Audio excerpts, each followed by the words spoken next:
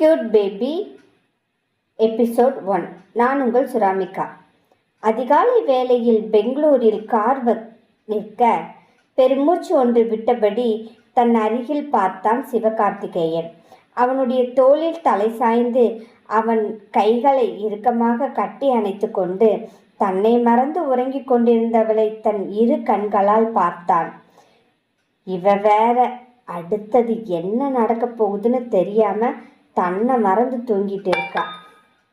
இவளை வைத்து எப்படி ஜமாளிக்க போறேன்னு தெரியலையே கடவுளே என்று கைகளை மேலே நோக்கி வேண்டிக் கொண்டிருக்க, அவளோ அவன் கையை இன்னும் இறுக்கமாக பிடித்து கொண்டு தூங்கினாள்.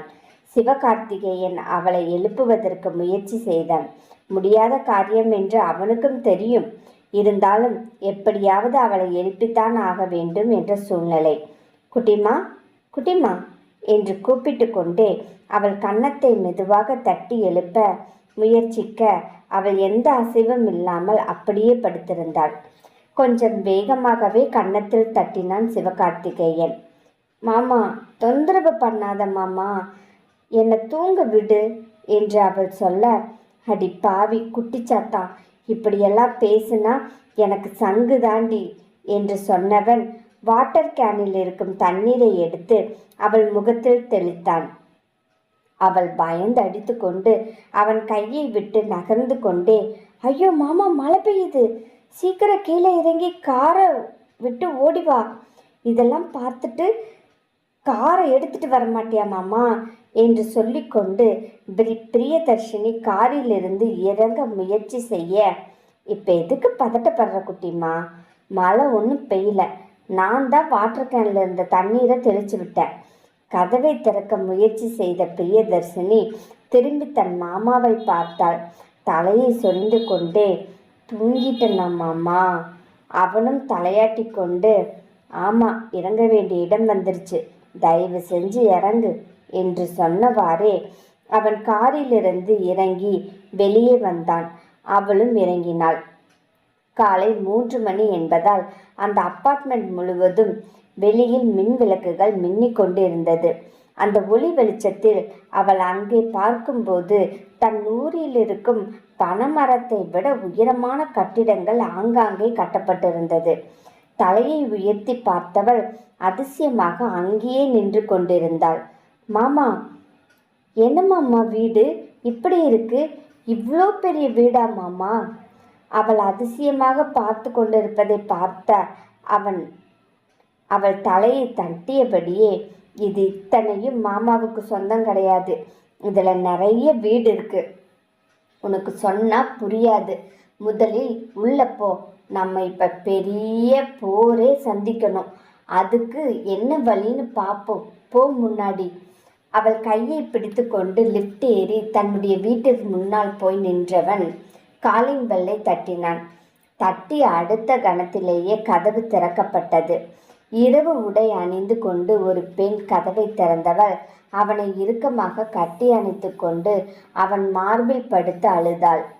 கார்த்தி, நான் பயந்துட்டேன் தெரியுமா, நீ எப்போ வருவேன்னு காத்துட்டு இருக்கேன், முடியலடா, என்னால் உன்னை விட்டு பிரிஞ்சிருக்க, என்னால் இந்த 3 நாளே தாங்கிக்க முடியல, எப்படிடா வாழ்நாள் முழுவதும் நீ இல்லாமல் நான் வாழ்வேன், முடியவே முடியாது, நீ எனக்கு வேணும், சொன்ன மாதிரி நீ என்னை தேடி வந்துட்ட, எனக்கு அதே சந்தோஷமா இருக்கு கார்த்தி என்று அந்த பெண் சொல்லி அழுது கொண்டிருக்கும் போதே அந்த பெண்ணின் பின்னால் ஒரு ஆண்மகன் வந்து நின்றான். வாடா கார்த்தி, சொன்னா கேட்காம அழுதுட்டே இருக்கா, நீ வந்ததுக்கு அப்புறம்தான் சாப்பிடுவேன்னு அடம் பிடிக்கிறா, கஷ்டப்பட்டு சாப்பிட வச்சிருக்கோம், நீ இன்னைக்கு மட்டும் வரலினா அவளே அங்கே வந்துடுவா என்று சொல்லிக்கொண்டே அன்பரசன் தன் ரூமை விட்டு வெளியில் வந்து கொண்டிருந்தான். நம் கதாநாயகன் அன்பு அரசனைப் போலத்தான் இருந்தான். அன்பு அன்பானவனுக்கு அன்பானவன், கோபப்பட்டால் அரக்கனை போல் தெரிவான். அழகான ஆண்மகன், எலுமிச்சை நிறத்தில் இருந்தான். சிரித்தால் 90s ஹீரோ மாதவனைப் போல தெரிவான். டீ-ஷர்ட்டும் ஷார்ட்ஸும் போட்டுக்கொண்டு அதே சிரிப்புடன் அவன் பேசி கொண்டு வர, ஆமாண்டா கார்த்தி, அன்பு சொல்றது உண்மை, உன் பொண்டாட்டி இருக்காளே, அவ ஒரு வழி ஆக்கிட்டா, எப்படியோ நீ வந்து சேர்ந்தியே, அது வரைக்கும் எங்களுக்கு நல்லது என்று இன்னொரு ஃப்ரெண்ட் கமலேசும் சொல்ல, சிவகார்த்திகேயனும் அவளை விட்டு 3 நாள் பிரிந்திருந்த கவலையில் ஸ்னேகாவை இறுக்கமாக அணைத்து பிடித்திருந்தான். அன்பு இன்னும் முன்னால வந்து சிவகார்த்திகேயன் பின்னால் பார்க்க, சிவகார்த்திகேயன் பின்னால் குழந்தை வடிவத்தில் முகத்தை வைத்துக்கொண்டு பாவம் போல நின்று கொண்டிருந்தாள் Priyadharshini. Yellow colour silk sari, green colour பிளவுஸில், கையில் ஒரு பேக், கழுத்தில் தொங்க தொங்க தாலி செயின். புது பெண்ணுக்குள்ள அத்தனை அடையாளமும் அவளிடம் இருந்தது. அவளை பார்த்த அன்பு அதிர்ந்தவன் கண் செய்கையால் இங்கிருந்து போ என்று அவன் சொன்னான். ஆனால் அவளோ என்ன என்று கண்களால் மறுபடியும் மறுபடியும் கேட்டாள்.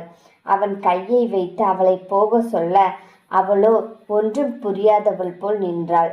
ஸ்னேகா அழுது முடித்து தன் முகத்தை நிமிர்த்தி கார்த்திகை பார்த்து கொண்டே ஐ லவ் யூ கார்த்தி என்று சொல்லி முடிப்பதற்குள் கார்த்திக்கு பின்னால் இருக்கும் பிரியதர்ஷினியை பார்த்து விட்டாள். ஸ்னேகா கண்களில் இன்னும் அதிகமான கண்ணீர் தேங்கியது. கார்த்திகை முறைத்து பார்த்தவள் பின்னால் இருக்கும் பிரியதர்ஷினியையும் முறைத்து பார்த்தாள். கார்த்திகை விட்டு பின்னால் நகர கார்த்தி அவளை ஏன் கார்த்தி இப்படி பண்ணின? பிரியதர்ஷினி கண்கள் சுருங்கியது. கண்களில் நீர் கட்ட ஆரம்பித்தது. ஸ்னேகா, நான் சொல்கிறத கொஞ்சம் புரிஞ்சுக்கோ. அவளை திட்டாத ப்ளீஸ். வீட்டில் என்ன நடந்தது என்று உனக்கு தெரியாது. புரிஞ்சுக்கோ ஸ்னேகா. என்னன்னு புரிஞ்சுக்கணும் கார்த்தி. என்னை புரிஞ்சுக்கணும்னு நீ கேட்குற. என் புருஷனை அப்படியே அவளுக்கு நான் விட்டு கொடுக்கணும்னு நீ சொல்கிறியா கார்த்தி? அதே வீட்டில் என்னையும் அவளையும் வச்சு வாழணும்னு சொல்கிறியா கார்த்தி? அப்படி இல்லை ஸ்னேகா, எனக்கு கொஞ்சம் டைம் கொடுன்னு கேட்குறேன். எதுவாக இருந்தாலும் நம்ம வீட்டுக்குள்ளே போய் பேசலாம் ப்ளீஸ் ஸ்னேகா. நோ கார்த்தி, ஏகாந்தை கொண்டும் இவள் இந்த வீட்டில் வரவே கூடாது. அவன் மட்டும் உள்ளே வந்தால் நான் வெளியே போயிடுவேன். கமலேஷ் வெளியே எட்டி பார்த்தவன் பிரியதர்ஷினியை பார்த்து, அம்மா தயவு செஞ்சு நீங்கள் அங்கே வெயிட்டிங் ஹாலில் போய் இருங்க. அங்கே போய் உட்கார்ந்துட்டு முதல்ல ஸ்னேகாவை சமாதானப்படுத்திட்டு நாங்கள் அங்கே வர்றோம். தயவு செஞ்சு ஸ்னேகாவை கொன்னுறாத. போம்மா, அங்கே போய் உட்காரு என்று கோபமாக சொல்ல பிரியதர்ஷினி கண்கள் கலங்கி சரி அண்ணா என்று தலையாட்டி கொண்டே வெயிட்டிங் ஹாலை நோக்கி நடக்க ஆரம்பித்தாள். கமலேஷுக்கு ஒரு நிமிடம் அவள் அண்ணா என்று கூப்பிட்டது மனதை ஊசி வைத்து குத்தியது போல் இருந்தது. ஸ்னேகாவை சமாதானப்படுத்த கமலேஷ் உள்ளே போக அன்பும் சேர்ந்து ஸ்னேகாவை சமாதானப்படுத்தி கொண்டிருந்தான். கார்த்தி அவளிடம் கெஞ்சி கொண்டிருந்தான். நீ என்னோட நிலைமையை புரிஞ்சுக்கோ. எங்கள் அம்மாவுக்கு உடம்பு சரியில்லை. அது வரைக்கும் அவளை என் கூட தான் வச்சுக்கணும்னு உனக்கு புரியுதா? நான் ஊரில் விட்டுட்டு வர்றதுக்கு எவ்வளவோ முயற்சி பண்ணினேன். ஆனால் எங்கள் வீட்டில் இருக்கிறவங்க எல்லாம் உன் பொண்டாட்டியை உன் கூட தான் கூட்டிகிட்டு போகிறது நியாயம் அப்படி இப்படின்னு என்னை கொன்னுட்டாங்க. என்னை படாத பாடு படுத்திட்டாங்க ஸ்னேகா. என்ன கார்த்தி சொன்ன? உன்னோட பொண்டாட்டி? இனிமேல் நீ அப்படி சொன்ன உன்னை கொன்னுடுவேன். ஏய், நான் சொல்லலடி, எங்கள் வீட்டில் இருக்கிறவங்க சொல்கிறத சொன்னேன்டி.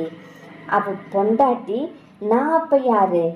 நீ என் கழுத்தில் தாலி கட்டலையா? ஸ்னேகா புரிஞ்சுக்கோ, நீ மறுபடியும் முதல்ல இருந்து ஆரம்பிக்கிற. எனக்கு அது பிடிக்கல. சொன்ன புரிஞ்சுக்கோடி ஒரு வார்த்தையில் என்று சொல்லியபடி தலையை குலுக்கி விட்டான் சிவகார்த்திகேயன். அன்பு அவள் தோள்களை இறுக்கமாக பிடித்து கொண்டு, என்ன ஸ்னேகா, எல்லாம் தெரிஞ்சே நீயே அவனை குத்திக்கிட்டு இருக்க. கொஞ்சம் பொறுமையாயிரு, பேசிக்கலாம். பின்னால் திரும்பி அன்பை பார்த்தாள் ஸ்னேகா. என்ன பேசுறது அன்பு? என்னோட வாழ்க்கை இன்னொருத்திக்கு பங்கு போட்டு கொடுக்க வேண்டிய நிலைமையில நான் இருக்கேன். இதில் யார்கிட்ட என்ன பேச சொல்கிற? சரி சரி அன்பு, நீ ஒரு பொண்ணாக இருந்து யோசிச்சு பாரு. இவனுக்காக என்னெல்லாம் நான் தியாகம் செஞ்சுருக்கேன். அவன் அம்மா உயிருக்காண்டி என் வாழ்க்கையே போனாலும் பரவாயில்லன்னு பொறுமையாக இருந்திருக்கேன். அது ஏன் இவனுக்கு புரியல? எப்படி எனக்கு கொடுத்த வாக்கை மீறி அந்த பொண்ணை இங்கே கூட்டிகிட்டு வந்திருக்கான். எனக்கு அது பிடிக்கல அன்பு. அவளை பார்க்கும் போதெல்லாம் என் வாழ்க்கை போயிடுமோன்னு பயமாக இருக்கு அன்பு.